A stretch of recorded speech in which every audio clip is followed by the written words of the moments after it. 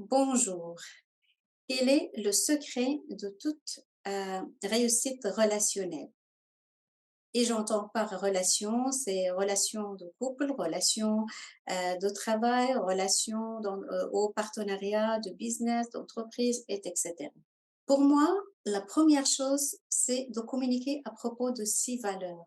Pourquoi les valeurs? Les valeurs, c'est quelque chose qui nous guide dans notre vie. C'est quelque chose qui nous montre le chemin. C'est quelque chose qui est non négociable dans notre vie.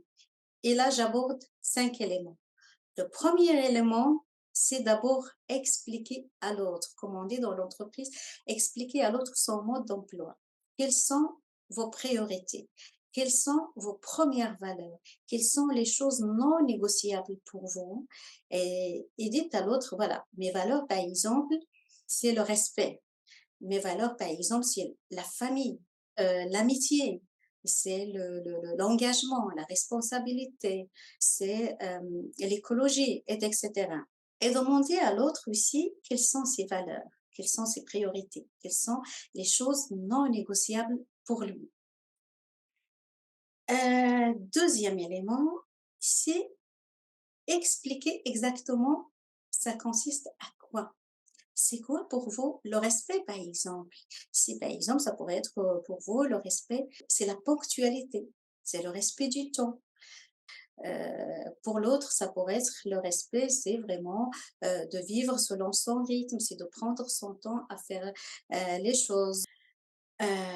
Donc, c'est très, très, très, très important de préciser ça parce que parfois on se dit, ben voilà, on a parlé de valeurs, on a mis les choses au point, mais il y a des conflits et ça génère des conflits tout simplement parce qu'on n'a pas suffisamment expliqué à l'autre c'est quoi.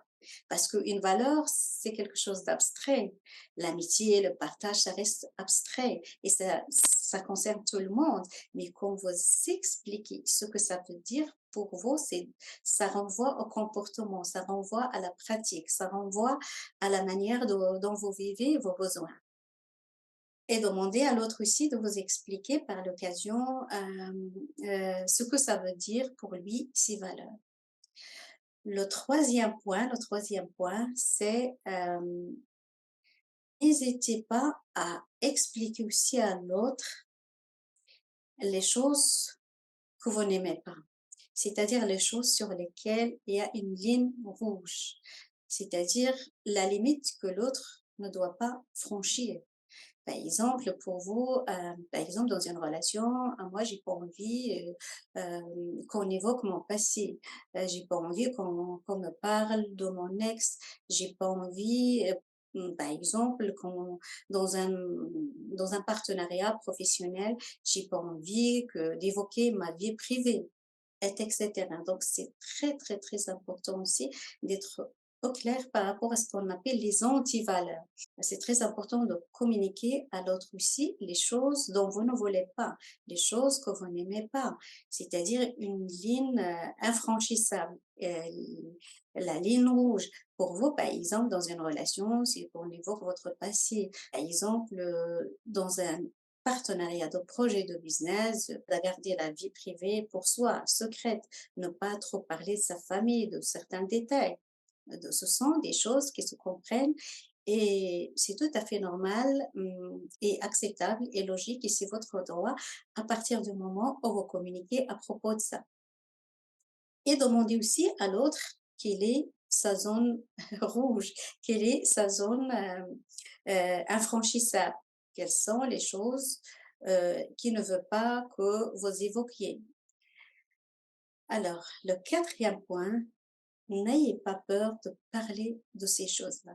N'ayez pas peur de préciser les choses au début, parce qu'au début, on est complètement aveuglé par l'amour, par l'enthousiasme d'un projet professionnel. Et du coup, on oublie de préciser les choses. Et parfois, pour certaines personnes, elles ont peur, si elles parlent de ça, euh, elles vont faire fuir l'autre.